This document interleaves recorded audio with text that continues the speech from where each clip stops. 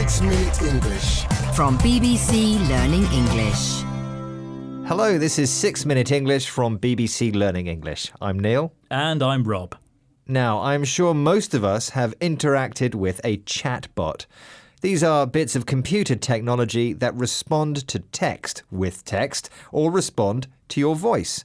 You ask it a question and usually it comes up with an answer. Yes, it's almost like talking to another human. But of course, it's not. It's just a clever piece of technology. It's becoming more sophisticated, more advanced and complex.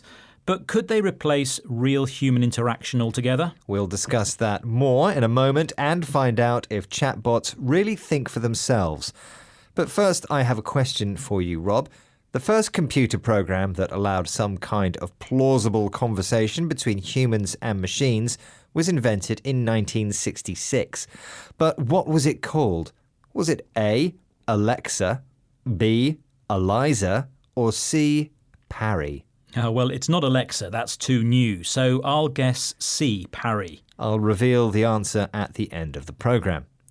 Now, the old chatbots of the 1960s and 70s were quite basic, but more recently, the technology is able to predict the next word that is likely to be used in a sentence, and it learns words and sentence structures. It's clever stuff. I've experienced using them when talking to my bank or when I have problems trying to book a ticket on a website.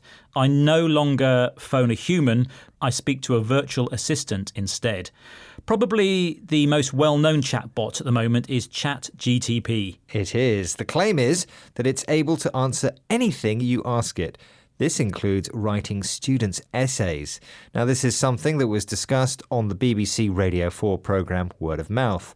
Emily M. Bender, Professor of Computational Linguistics at the University of Washington, explained why it's dangerous to always trust what a chatbot is telling us. We tend to react to grammatical, fluent, coherent-seeming text as authoritative and reliable and valuable. And we need to be on guard against that because what's coming out of ChatGPT is none of that. So Professor Bender says that well-written text that is coherent, that means it's clear, carefully considered and sensible, makes us think what we are reading is reliable and authoritative. So it's respected, accurate and important sounding. Yes, chatbots might appear to write in this way, but really they are just predicting one word after another based on what they have learnt. We should therefore be on guard, be careful and alert about the accuracy of what we're being told. One concern is that chatbots, a form of artificial intelligence, work a bit like a human brain in the way it can learn and process information. They're able to learn from experience, something called deep learning. A cognitive psychologist and computer scientist called Geoffrey Hinton recently said he feared that chatbots could soon overtake the level of information that a human brain holds. That's a bit scary, isn't it? But for now, chatbots can be useful for practical information. But sometimes we start to believe they are human and we interact with them in a human-like way. This can make us believe them even more. Professor Emma Bender, speaking on the BBC's Word of Mouth programme, explains why we might feel like that. I think what's going on there is the kinds of answers you get depend on the questions you put in, because it's doing likely next word. And so if as the human interacting with this machine, you start asking it questions about how do you feel, chatbot, and what do you think of this, and what are your goals, you can provoke it to say things that sound like what a sentient entity would say. We are really primed to imagine a mind behind language whenever we encounter language. And so we really have to account for that when we're making decisions about these. So, although a chatbot might sound human, we really just ask it things to get a reaction. We provoke it. And it answers only with words it's learned to use before, not because it has come up with a clever answer. But it does sound like a sentient entity. Sentient describes a living thing that experiences feelings. As Professor Bender says, we imagine that when something speaks, there is a mind behind it. But, sorry Neil, they are not your friend. They're just machines. Yes, it's strange then that we sometimes give chatbots names. Alexa, Siri.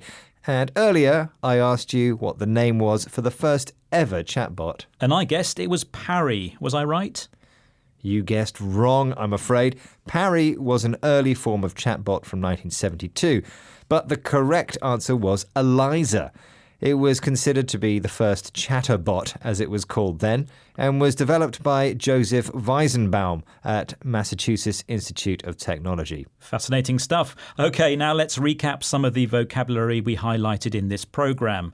Starting with sophisticated, which can describe technology that is advanced and complex. Something that is coherent, is clear, carefully considered and sensible. Authoritative means respected, accurate and important sounding.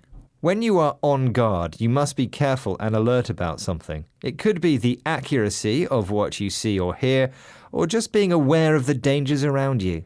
To provoke means to do something that causes a reaction from someone. Sentient describes something that experiences feelings, so it's something that is living. Once again, our 6 minutes are up. Goodbye. Bye for now.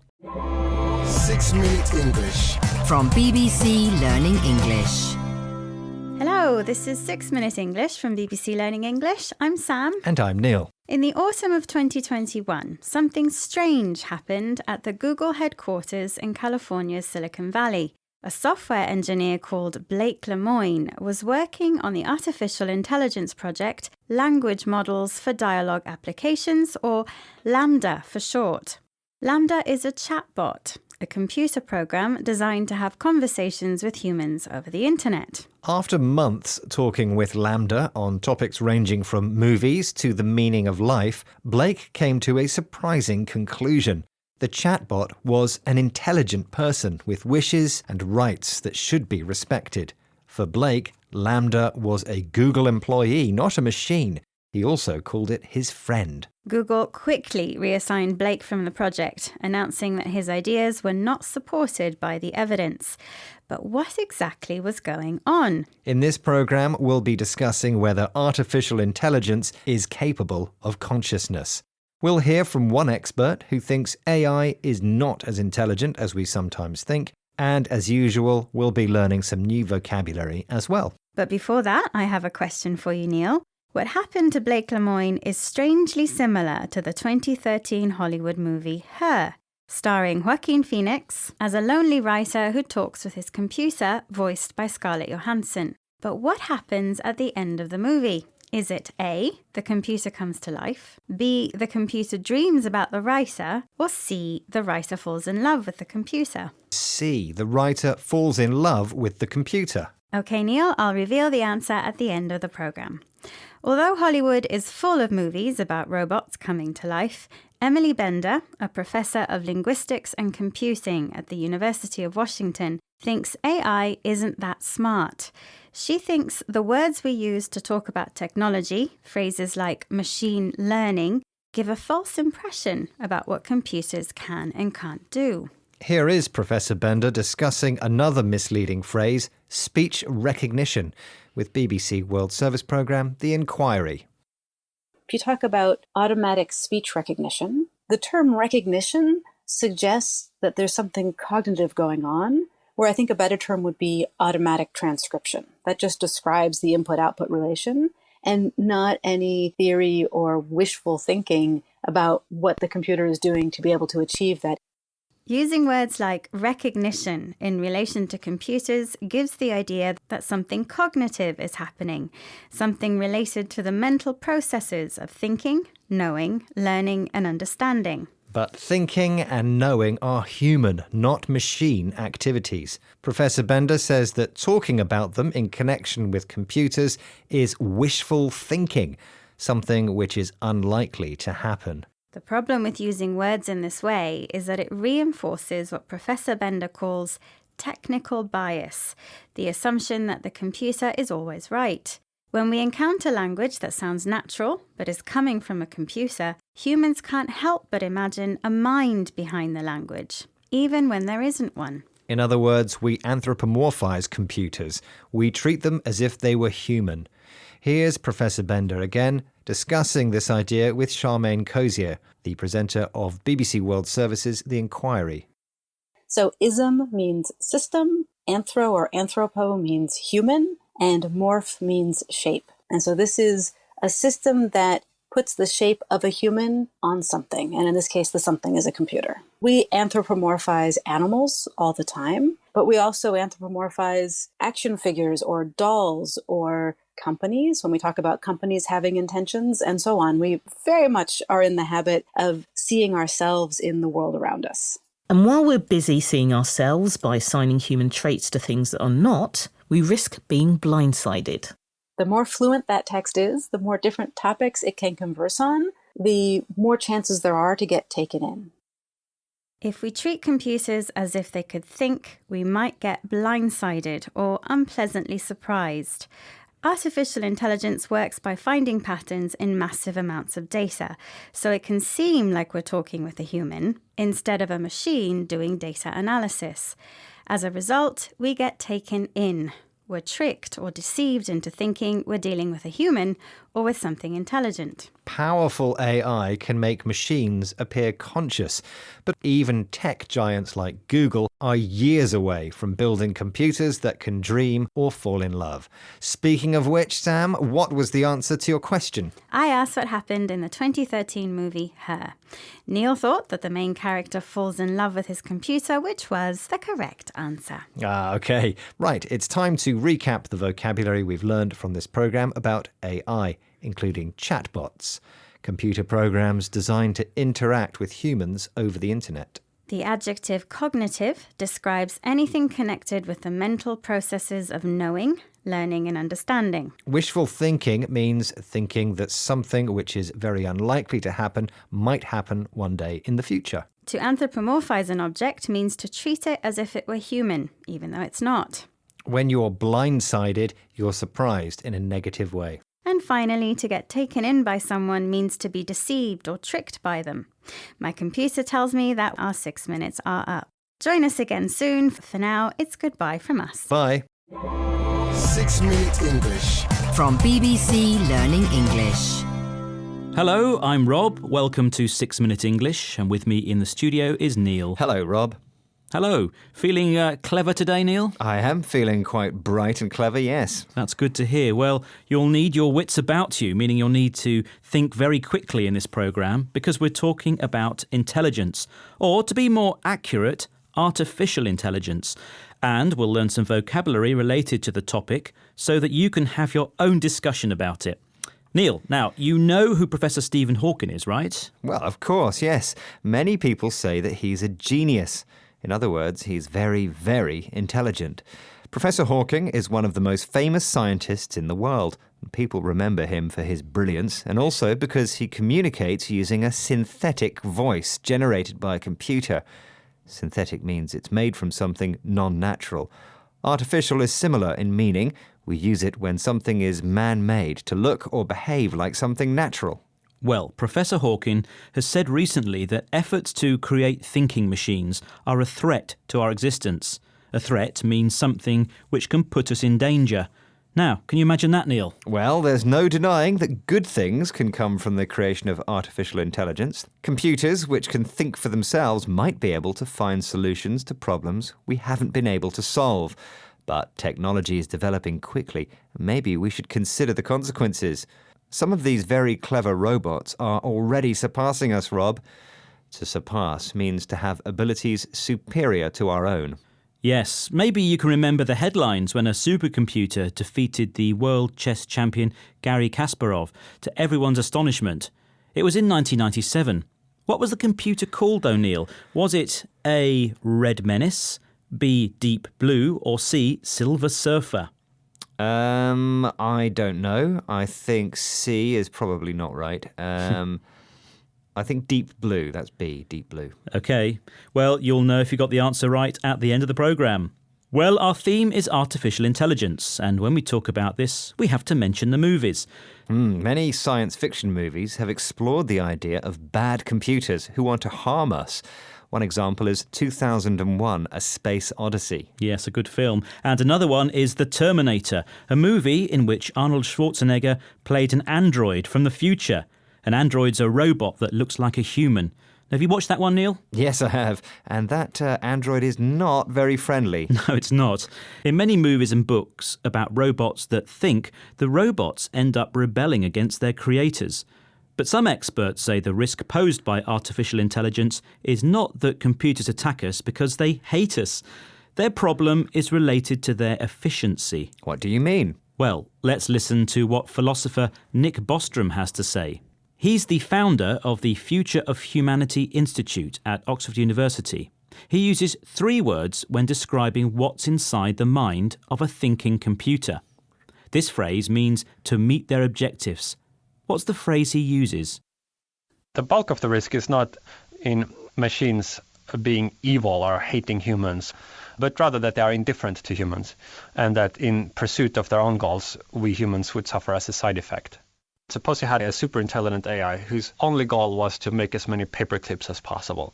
Human bodies consist of atoms, and those atoms could be used to make a lot of really nice paper clips. If you want paper clips, it turns out that in the pursuit of this, you would have instrumental reasons to do things that would be harmful to humanity. A world in which humans become paperclips. Wow, now that's scary. But the phrase which means meet their objectives is to pursue their goals. Yes, it is. So the academic explains that if you're a computer responsible for producing paperclips, you will pursue your objective at any cost. And even use atoms from human bodies to turn them into paperclips. Now that's a horror story, Rob. If Stephen Hawking is worried, I think I might be too. How can we be sure that artificial intelligence, be either a device or software, will have a moral compass? Ah, a good expression, a moral compass. In other words, an understanding of what is right and what is wrong. Artificial intelligence is an interesting topic, Rob. I hope we can chat about it again in the future. But now I'm looking at the clock and we're running out of time, I'm afraid, and I'd like to know if I got the answer to the quiz question right. Well, my question was about a supercomputer which defeated the world chess champion Garry Kasparov in 1997. What was the machine's name? Was it Red Menace, Deep Blue or Silver Surfer? And I think it's Deep Blue. Well, it sounds like you're more intelligent than a computer because you got the answer right. Yes, it was Deep Blue. The 1997 match was actually the second one between Kasparov and Deep Blue, a supercomputer designed by the company IBM, and it was specialised in chess playing. Well, I think I might challenge Deep Blue to a game, obviously. I'm a bit of a genius myself. Oh, very good. Good to hear. Anyway, we've just got time to remember some of the words and expressions that we've used today. Neil.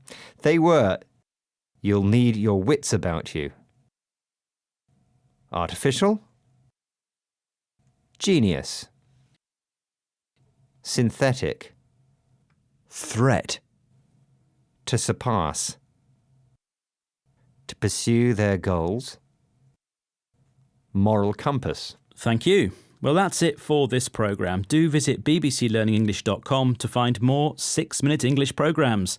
Until next time, goodbye. Goodbye. 6-minute English. From BBC Learning English. Hello, this is 6-minute English. I'm Rob, and joining me to do this is Sam. Hello. In this programme, we're talking about robots. Robots can perform many tasks, but they're now being introduced in social care to operate as carers to look after the sick and elderly. We'll be discussing the positive and negative issues around this, but first, let's set you a question to answer, Sam. Are you ready for this? Fire away. Do you know in which year was the first commercial robot built? Was it in A, 1944, B, 1954, or C, 1964? They're not brand new inventions, so I'll go for 1954. OK, well, I'll tell you if you're right or wrong at the end of the programme. So let's talk more about robots, and specifically ones that are designed to care for people. Traditionally, it's humans working as nurses or carers who take care of elderly people, those people who are too old or too unwell to look after themselves. But finding enough carers to look after people is a problem. There are more people needing care than there are people who can help. And recently in the UK, the government announced a £34 million fund to help develop robots to look after us in our later years. Well, robot carers are being developed, but can they really learn enough empathy to take care of the elderly and unwell? Empathy is the ability to understand how someone feels by imagining what it would be like to be in that person's situation. Well, let's hear about one of those new robots now, called Pepper. Abby Hearn-Nagaff is a research assistant at the University of Bedfordshire. She spoke to BBC Radio 4's You and Yours programme and explained how Pepper is first introduced to someone in a care home. We just bring the robot to their room and we talk about what Pepper can't do, which is important. So it can't provide physical assistance in any way. It does have hands, it can wave. When you ask for privacy, it does turn around and sort of cover its eyes with its hands, but that's the most it does. It doesn't grip anything, it doesn't move anything, because we're more interested to see how it works as a companion, having something there to talk to converse with, to interact with. So Abby described how the robot is introduced to someone. She was keen to point out that this robot has limitations, things it can't do. It can wave or turn round when a person needs privacy, to be private, but it can't provide physical assistance. This means it can't help someone by touching or feeling them. But that's okay, Abby says.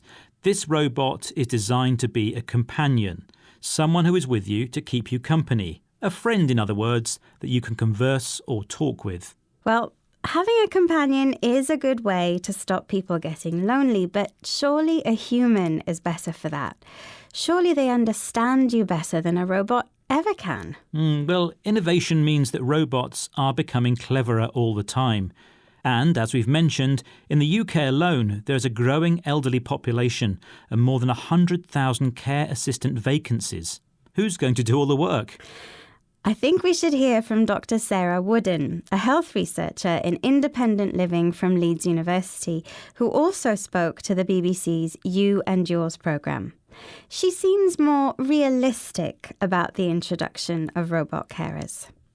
I think there are problems if we consider robots as replacement for people. We know that money is tight. If robots become mass-produced, they could be large institutions where people might be housed and abandoned to robots.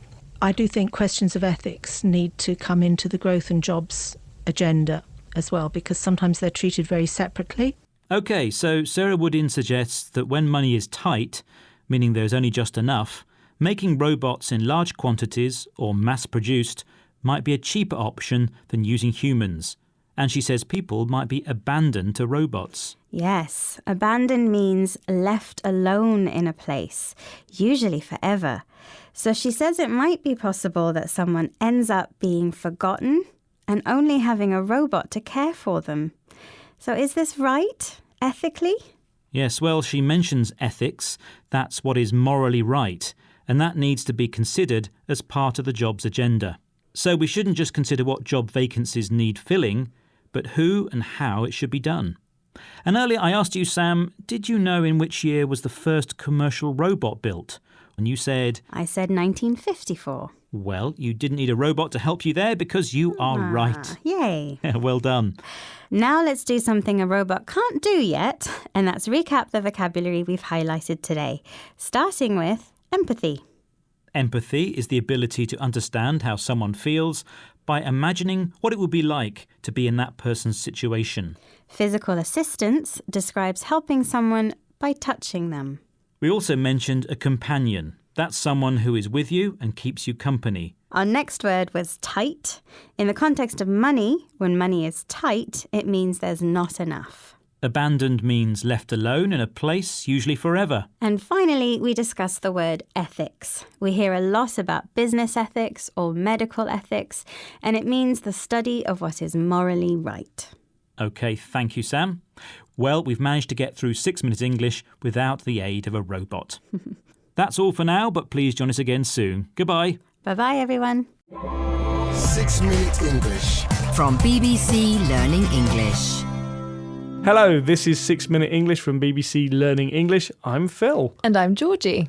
Animal testing is when living animals are used in scientific research to find out how effective a new medicine is or how safe a product is for humans. Scientists in favour of it argue that animal testing shows whether medicines are safe or dangerous for humans and has saved many lives.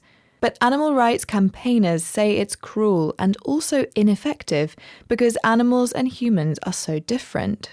Under British law, medicines must be tested on 2 different types of animals, usually starting with rats, mice or guinea pigs. And in everyday English, the term human guinea pig can be used to mean the first people to have something tested on them.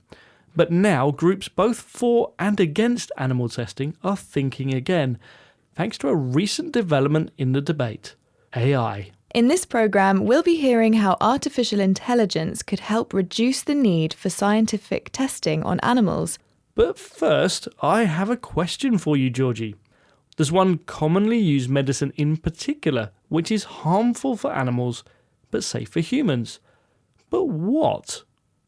Is it A, antibiotics, B, aspirin, or C, paracetamol? I guess it's aspirin. Okay, Georgie, I'll reveal the answer at the end of the programme. Christine Rowe is a science journalist who's interested in the animal testing debate. Here, she explains to BBC World Service programme Tech Life some of the limitations of testing medicines on animals. Of course, you can't necessarily predict from a mouse or a dog what's going to happen in a human. And there have been a number of cases where substances that have proven to be toxic in animals have been proven to be safe in humans, and vice versa. There are also, of course, animal welfare limitations to animal testing. Most people, I think, if they had the choice, would want their substances to be used on as few animals or no animals as possible while still ensuring safety. Now, that's been a really difficult needle to thread, but AI might help to make that more possible. Christine says that medicines which are safe for animals might not be safe for humans, but the opposite is also true. What's safe for humans might not be safe for animals. Christine uses the phrase vice versa to show that the opposite of what she says is also true.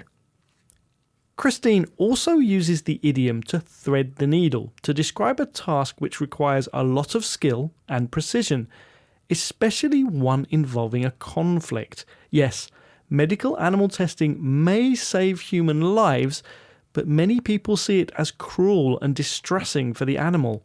It's a difficult needle to thread. But now the challenge of threading that needle has got a little easier because of artificial intelligence. Predicting how likely a new medicine is to harm humans involves analysing the results of thousands of experiments. And one thing AI is really good at is analysing mountains and mountains of data. Here's Christine Rowe again, speaking with BBC World Service's Tech Life. So AI isn't the whole picture, of course, but it's an increasingly important part of the picture. And one reason for that is that there is a huge amount of toxicology data to wade through when it comes to determining a chemical safety. And on top of that, there's this staggering number of chemicals being invented all of the time. AI helps scientists wade through huge amounts of data. If you wade through something, you spend a lot of time and effort doing something boring or difficult, especially reading a lot of information. AI can process huge amounts of data, and what's more, that amount keeps growing as new chemicals are invented. Christine uses the phrase on top of that, meaning in addition to something. Often this extra thing is negative. She means there's already so much data to understand, and additionally, there's even more to be understood about these new chemicals. Of course, the good news is that with AI, testing on animals could one day stop. Although Christine warns that AI is not the whole picture, it's not a complete description of something which includes all the relevant information. Nevertheless, the news is a step forward for both animal welfare and for modern medicine. Speaking of which, what was the answer to your question, Phil? What is a commonly used medicine which is safe for humans but harmful to animals? I guessed it was aspirin. Which was the correct answer. Right, let's recap the vocabulary we've discussed, starting with human guinea pigs, meaning the first people to have something new tested on them. The phrase vice versa is used to indicate that the opposite of what you have just said is also true. To thread the needle describes a task which requires extreme skill and precision to do successfully. The whole picture means a complete description of something which includes all the relevant information and opinions about it. If you wade through something, you spend a lot of time and effort doing something boring or difficult, especially reading a lot of information. And finally, the phrase on top of something means in addition to something, and that extra thing is often negative. That's all for this week. Goodbye for now. Bye. 6 Minute English. From BBC Learning English.